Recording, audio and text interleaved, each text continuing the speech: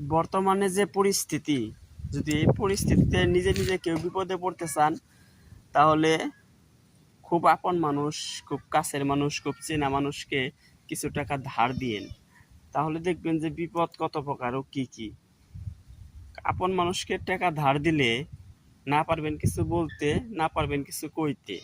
কারণ অন্য মানুষ, অপরিচিত মানুষকে একটা কথা বলতে পারবেন জোর গলায়, একটা চাপ দিতে পারবেন, কিন্তু আপন মানুষকে টাকার ধার দিলে কিছু বলতেও পারবেন না, কিছু করতেও পারবেন না, শুধু নিজে নিজে জ্বলবেন। টাকা ধার দেওয়া এটা যে কত বড় একটা বিপদের কাজ, আল্লাহ যে টাকা ধার দিছে সেই জানে এটা যে কত বড় বিপদ।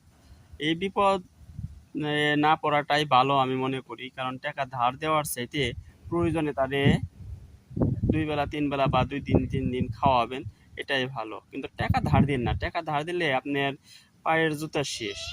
আপনার পায়ের জুতা তো শেষ হবেই।